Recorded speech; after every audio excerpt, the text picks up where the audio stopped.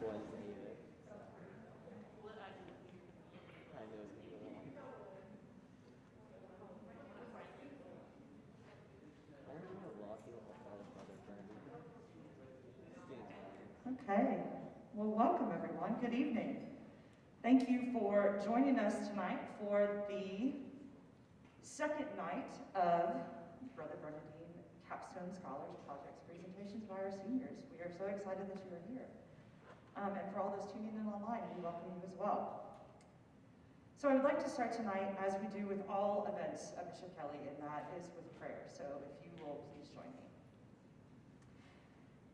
Let us remember that we are always and everywhere in the holy presence of God. In the name of the Father, and of the Son, and of the Holy Spirit. Amen. God of all, we give you thanks for the occasion to gather this evening. We are grateful for the gifts that you have given us and for the opportunity to be part of the Bishop Kelly community. You have generously blessed these students, Teresa and Diego. Touch their hearts so that they use their talents for the benefit of others and guide their path as they become the people you call them to be. We offer this prayer through Christ our Lord. Amen. Mary, Queen of Peace, pray for us. St. John Baptist de La Salle, pray for us. Live Jesus in our hearts forever. All right, so once again, welcome. And it would not be 2021 if we didn't have to do fun, new, and different things, right? So, for contact tracing purposes, wave at the camera. I'm going to take a fun video of all of you so that we know who is here. So, say hello, right? Oh, that was beautiful. I love it. We just did the wave. Oh, that was spectacular. Oh, that was perfect. Thank you all so much. So this evening we have two very exciting presentations for you. Diego Gonzalez and Teresa Tran. So Diego is going to be our first presenter. He is the son of Adriana and Felipe Gonzalez. He's a two-sport athlete, played both soccer and running cross country. He has 2 state titles, and had there been a season, probably would have had a third, right? Diego is passionate about philanthropy. He's a member of the Youth Men's Service League and enjoys volunteering at Nightlight Tulsa. In his free time, he enjoys spending time with friends, family, and his bird, even though, in his words, his bird is afraid of me. He's a parishioner at St. Bernard's. In the fall, he will attend OU and study construction science. Without further ado, Diego Gonzalez.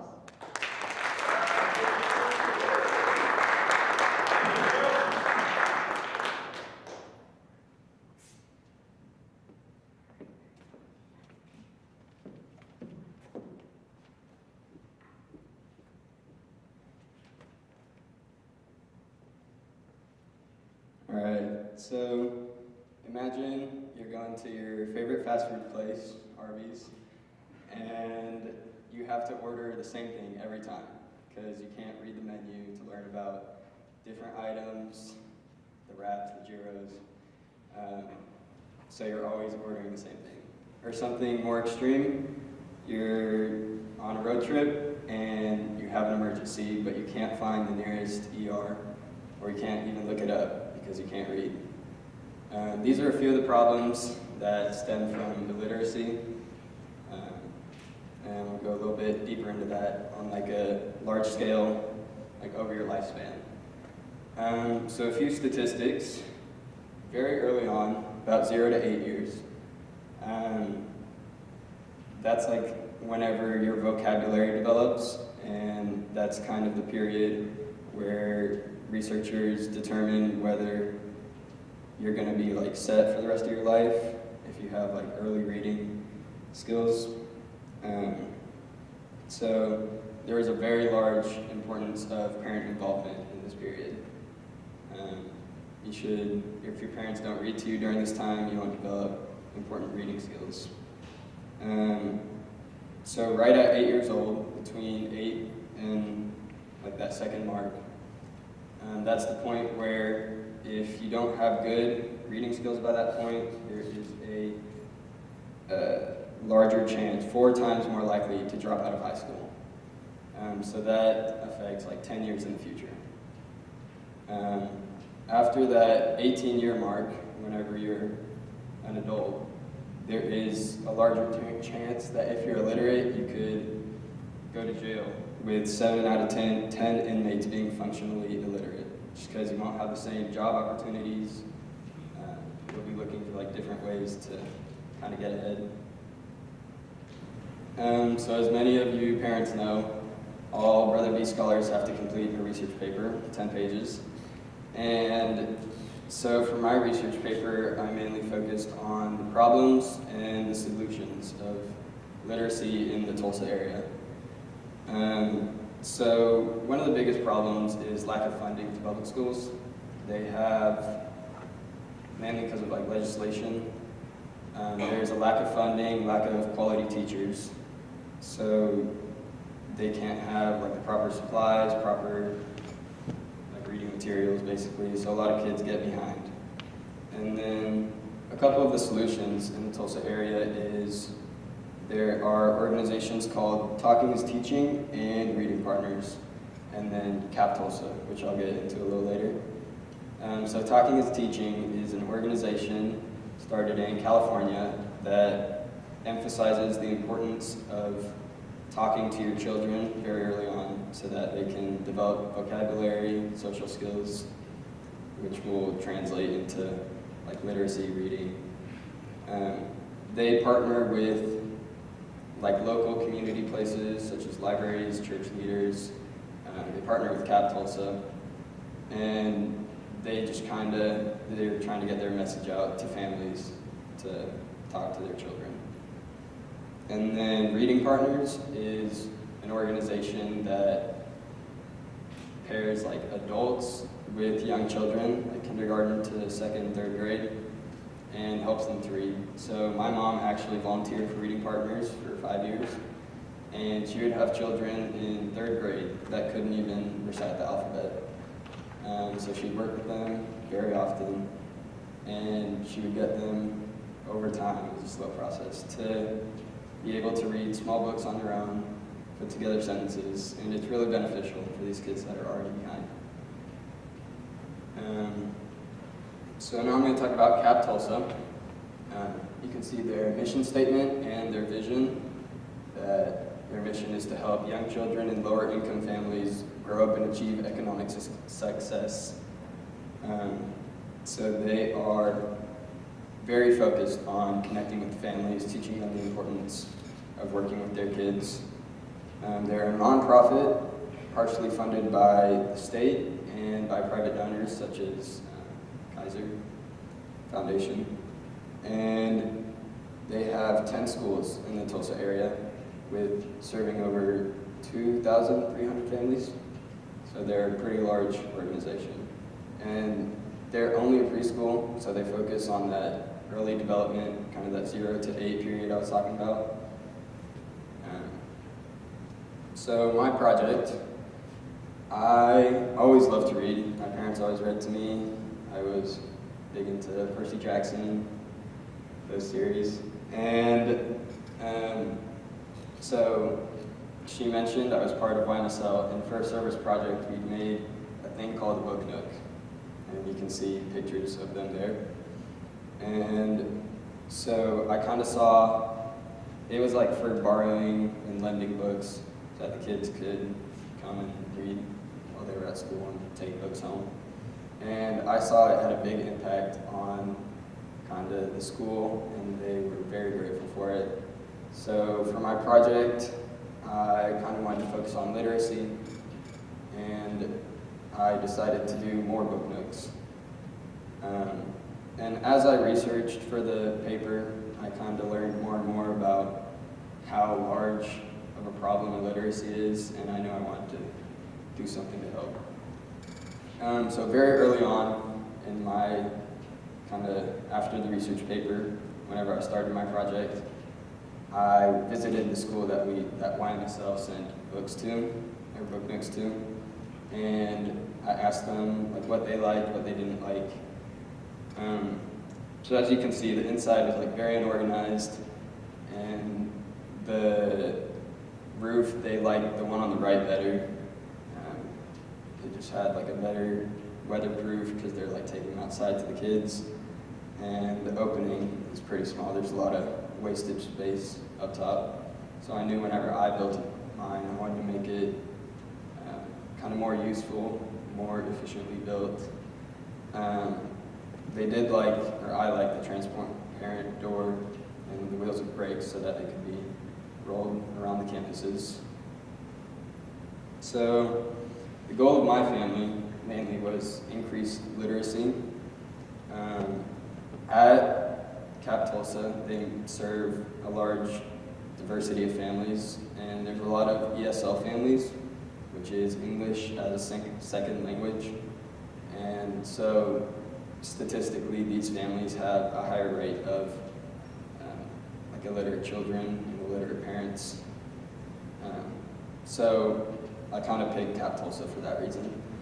And so I wanted to donate 8 book nooks, new and improved, and I wanted to make them more efficiently because the YMSL process took pretty long. And then I kind of had this question the whole time of how can parents read to their children if they don't have books to read with? So I'm going to talk about the process a little bit. Early on, I spoke with the managers at Home Depot and Lowe's, explained to them my project, and they were very helpful, decided to discount like products, and I ended up buying wood panels, wheels, plexiglass, screws and nuts, rivets, and paint to build 8 book nooks. And like through the discounts from very nice managers, we were able to get each book nook to $100 each. And then I also organized a book drive with the soccer team, and I kind of learned some organization and planning skills there to remind them when the donation date is. And then after I'd gotten all the materials, all the books, we got into the design process. So Fab Lab is the organization we used, and they are a MIT outreach program that helps the community have access to technology, to tools and tech. So they have one over in Midtown, and my dad and I took courses there and got a membership. And they have a lot of tools inside, like laser cutters, milling machines, vinyl cutters. And so we spent about a month taking classes, learning all like the safety protocols to be able to use the machines. And then here is the design process. So we had to design the wood panels, like how they would fit together. And we added little stickers to make the boxes more friendly for the kids. Here's the fabrication process. This is a milling machine. It takes a big flat wood panel and cuts it out in pieces, and it's like very precise because you take the design, you upload it to a USB, plug it in, and it has like a program that kind of cuts it out so you can fit them together like pieces. And then here's the laser cutter. I used it for the plexiglass doors for the book nooks. Here is the process of kind of preparing it to be built. Those are all the pieces laid flat on the top left. And then we had to apply lacquer to make them kind of strong inside because there's a lot of banging books that are going to be in there. And then I had to sand all the boxes. So it was pretty tedious, this process, kind of repetitive, but it was good to learn. Here is the assembly process. Kind of putting it together, they fit very precise. I was impressed. So. And then throughout this time, I was kind of learning to look ahead, see if I need to like change anything. I have to like kind of plan to see what I'm doing. So that was an important skill to learn. And then like here is the painting process. Again, very tedious, and it was a lot of paint, so we would work on that a lot. Here I'm attaching the plexiglass doors and kind of develop some handyman skills. And so this was one of the improvements that I was talking about from the earlier book notes that you donated with YMSL. I added self-closing hinges. It was a good little add-on that keeps the doors closed and keeps like the weather out. Here are the stickers. It was very tedious. We would take apart each one and apply it individually.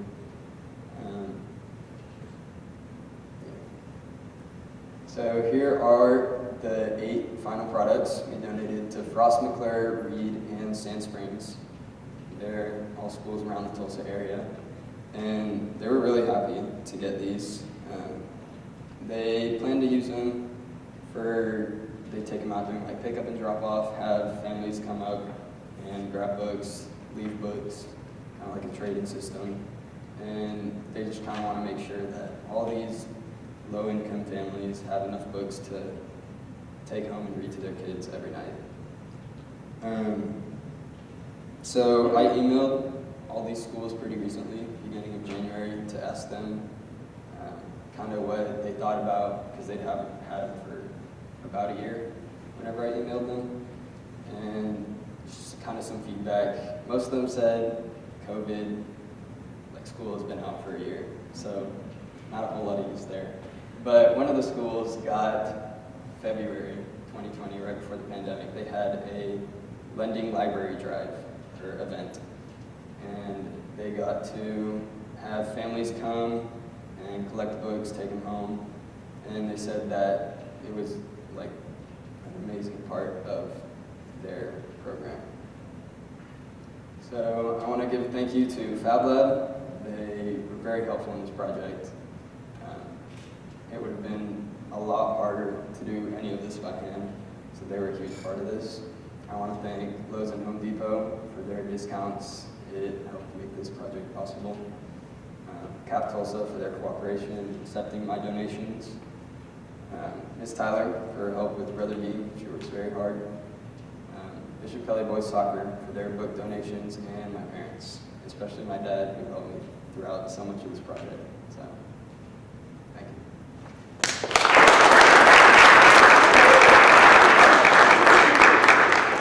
Any questions? About how many books did you get from the soccer? It was about 200, 220.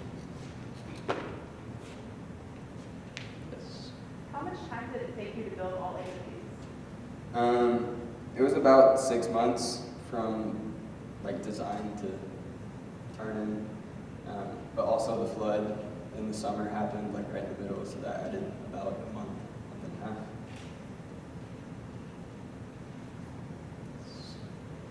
Were you able to obtain any donations of ESL books? Did you kind of make that push at all? Did anybody We help with that had, process? yeah, a little bit of like Spanish books. Uh-huh. Yeah, we had a few of those included in the book drive. Okay. Thank you. Well,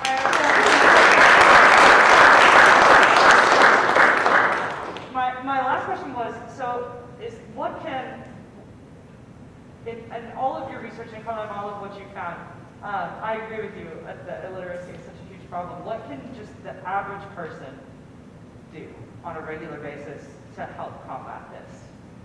Reading partners would be a really big part of that, just because they work in public schools in the Tulsa area. So if you volunteer for that, you get paired with a kid, and you work 2 times a week, 1 time a week. So you'd be helping out a kid, like change his life, basically. All right. Awesome. All right. Thank you so much.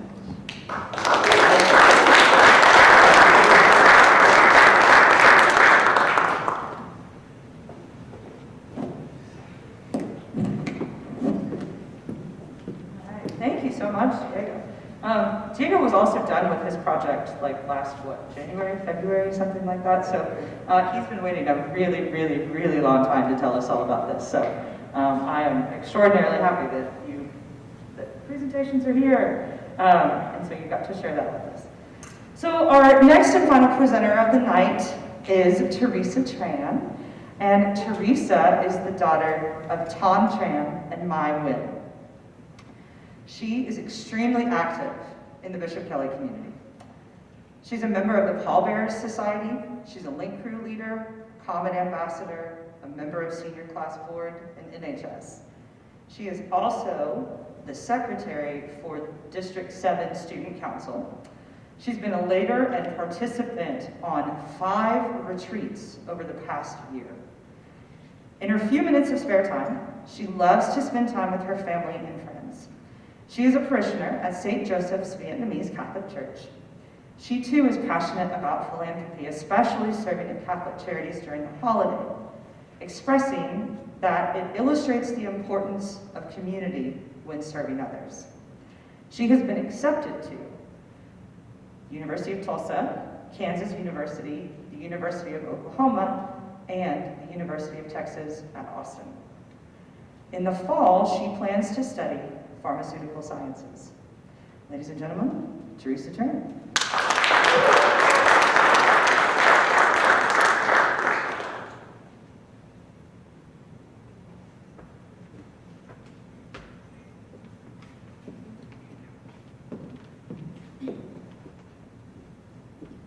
Hi, my name is Teresa Tran, and the title of my project is Faith as a Teenager, the Nurturing Environment of a Catholic School. So growing up, I was raised a cradle Catholic, and I was fortunate enough to attend a Catholic elementary and middle school.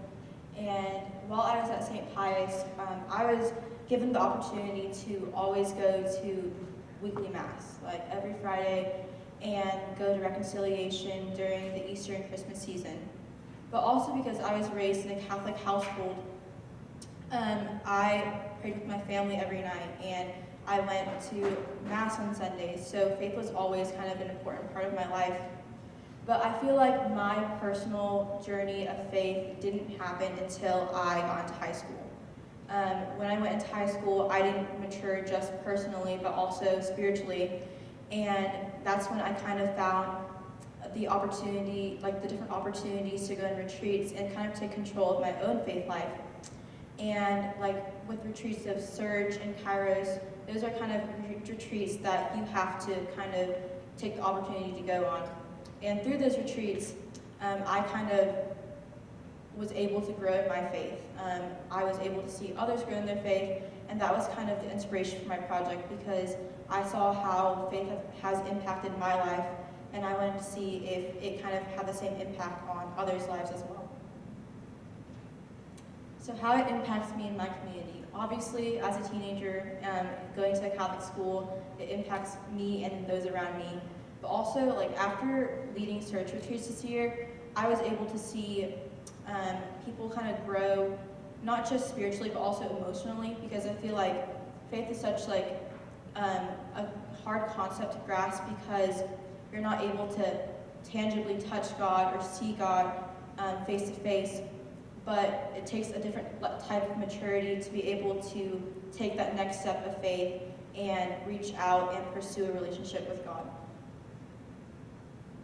So what I did for my project was I had about 16 people send me about 2-minute long videos answering certain questions that I asked them.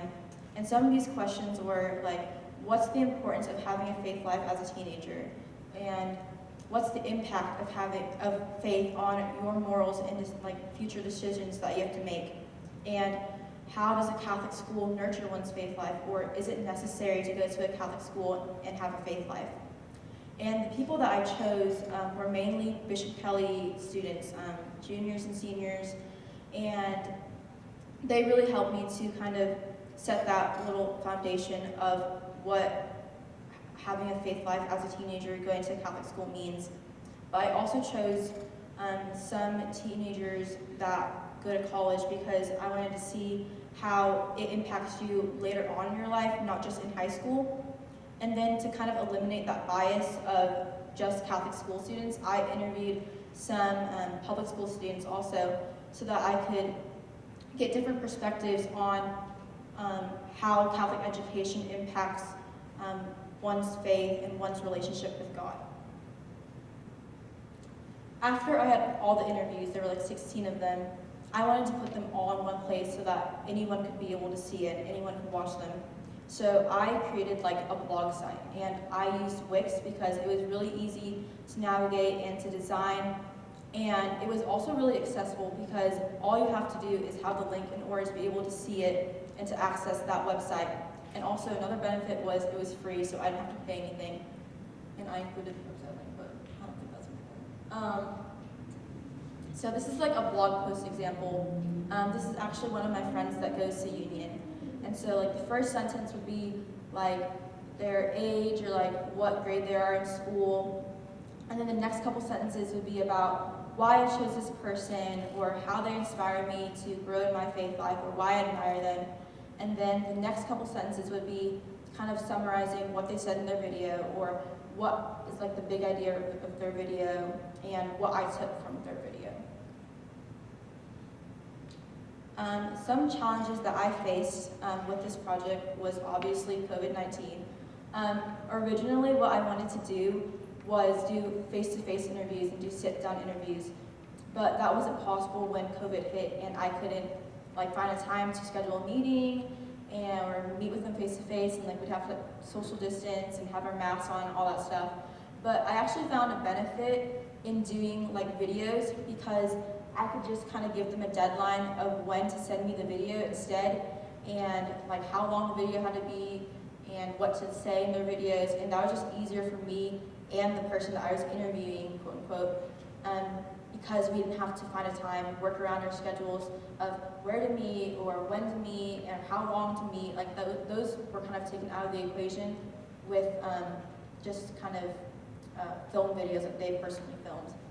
And another challenge that I encountered was editing. What I wanted to do was make a summary video of like a couple students and like kind of summarize my project so that people could understand what I did. And editing this video took a lot longer than I thought it would because I thought editing was going to take like maybe a day max, but it ended up taking me 2 days to edit a 7-minute long video. I use this really easy program though, but the thing is like you have to get like the music to match up with what people are saying, and you have to make sure that like each little clip is where it's supposed to be so that the video makes sense, and like each kind of little clip has to be like exact so that no words are cut off or anything. And just that whole editing process took me a lot longer than I thought it was gonna, and I think that was the hardest part of my project overall. Some people that I interviewed were Leah Brainerd, Madeline Gomez, Ben Bernard, and Madison Taylor. Leah talked about how faith serves as like the foundation of our lives and how you can make it the foundation of your life by just kind of trusting God.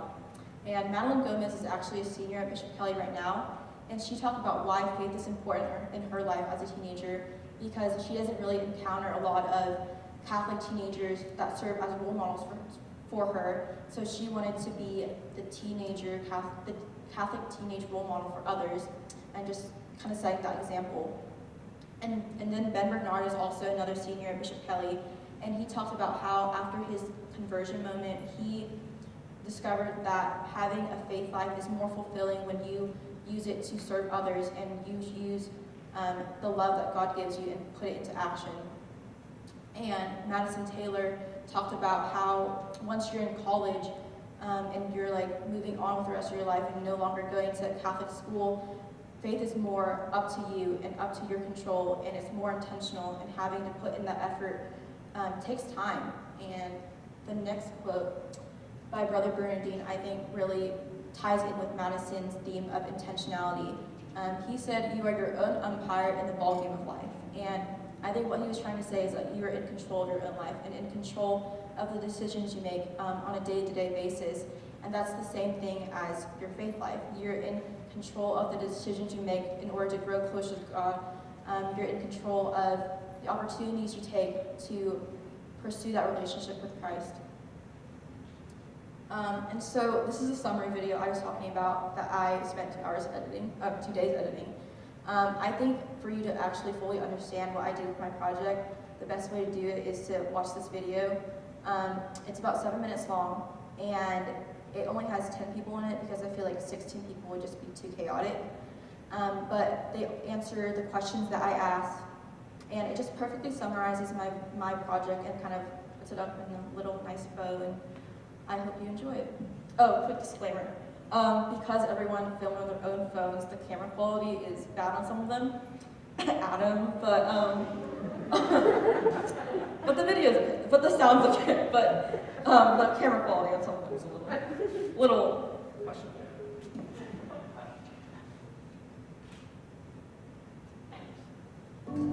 Hello.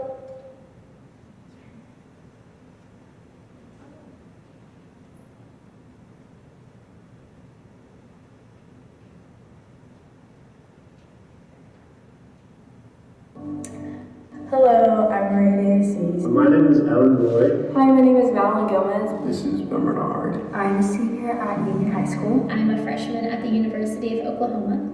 I'm a senior at Bishop Kelly, and I went to All Saints for middle school. I am currently a senior at Bishop Kelly High School. I am a junior in high school at Bishop Kelly. Today I want to talk about the importance of having a strong relationship with God as a teenager.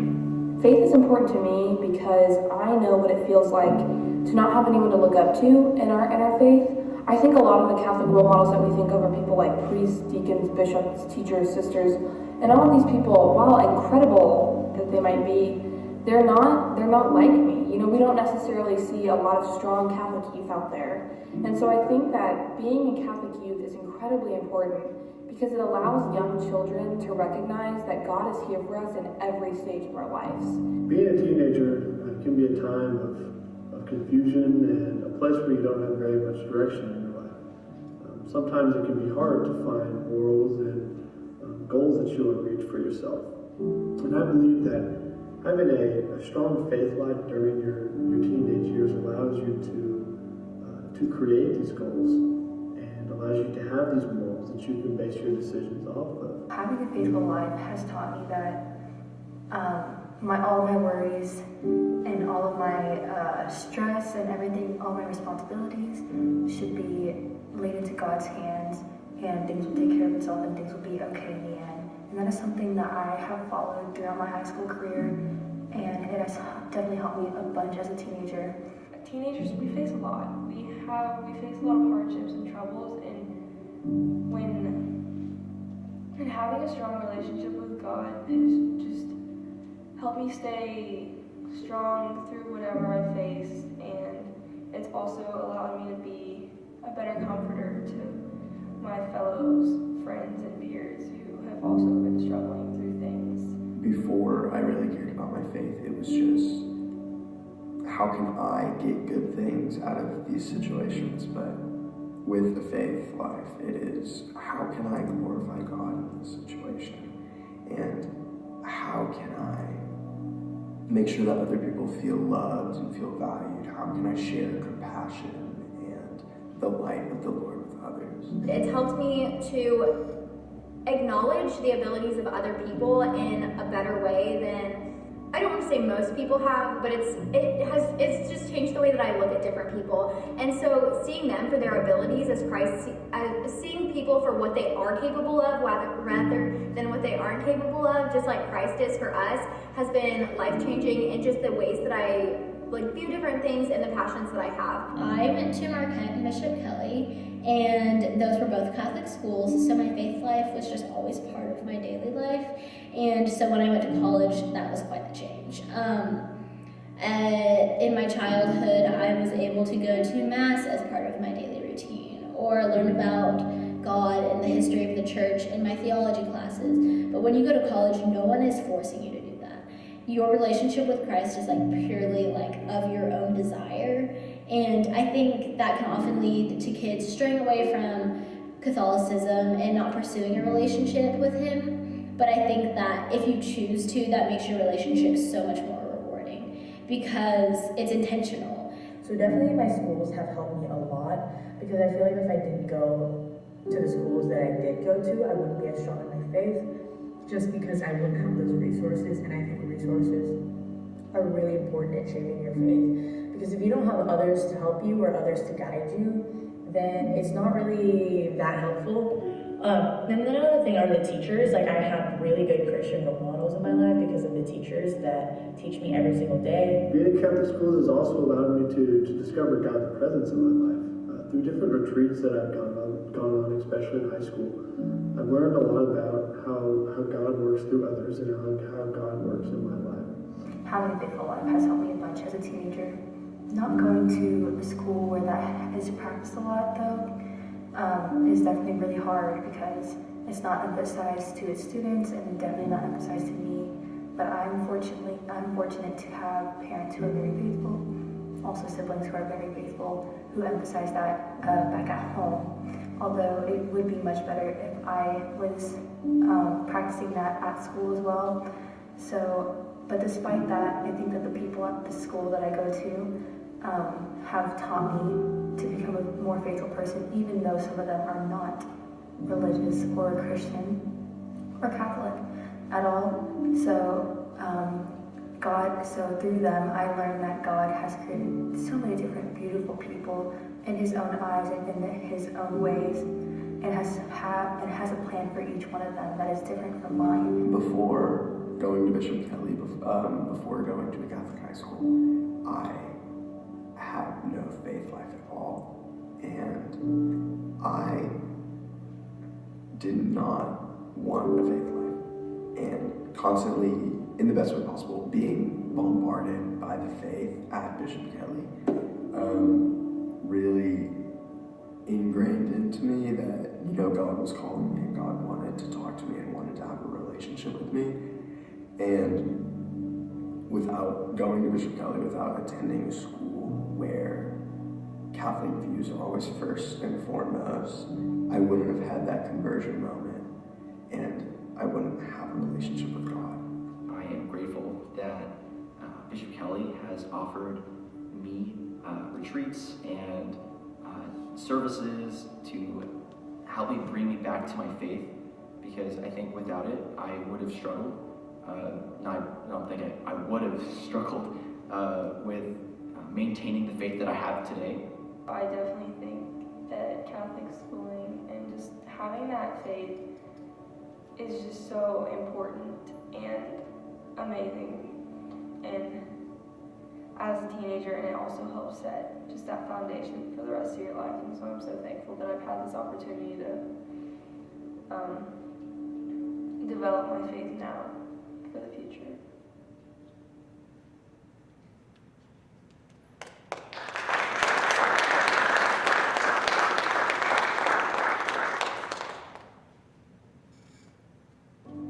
Hello, I'm Maria Daisies. My name.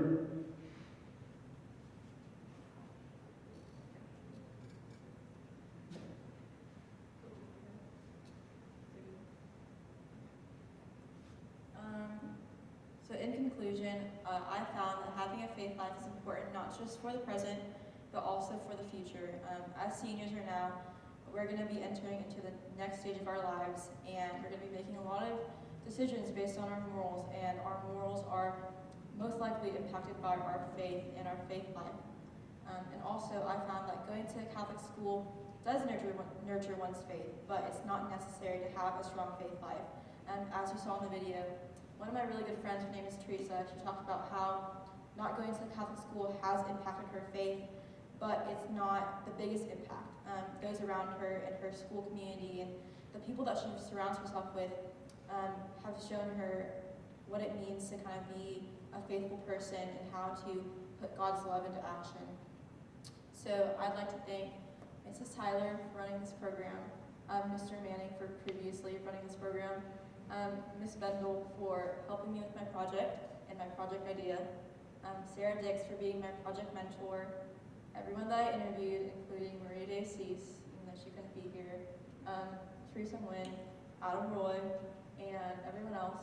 And I'd like to thank my family and friends for always encouraging and supporting me. Any questions?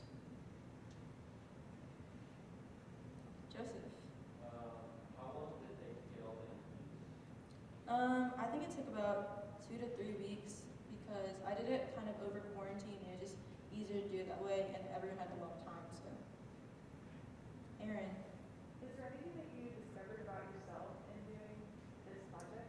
That's a good question. I think the biggest discovery for me was Ben's video. I really liked how he kind of talked about how having a faith life is more fulfilling when you like have it and you share it with others. That's what I found most fulfilling, and like leading the retreats and all those things. I found that leading others to God was the most fulfilling part of like my own faith life. Yes.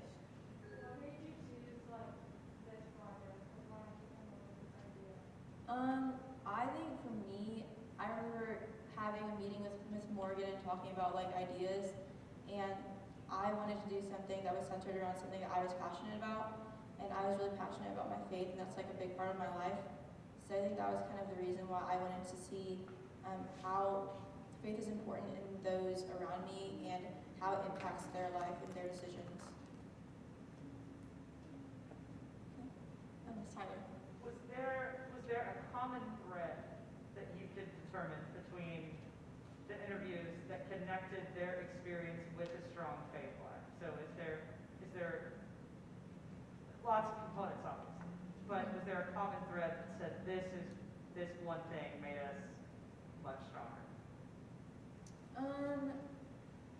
I think being intentional and taking that next step to always pursue a relationship with God and like going the extra mile to like actually do something about your faith and not just kind of let it be stagnant in your life. I think that was a common thread.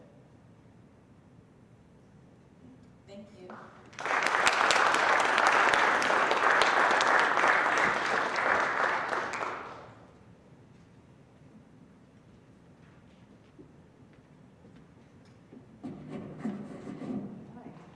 Thank you all so much for coming. That was our last presenter for the night.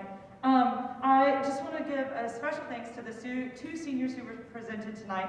Also to everyone who came, thank you so much. The senior scholars wanted to do this when they could present in front of you all in person. They have been waiting a really long time for this, and I am so thankful that we did so that you guys can do this in front of a live audience. But I also want to give a special shout out to Mr. Russ Hembry and the BK Media Department for live streaming all of our events for us, so thank you so much.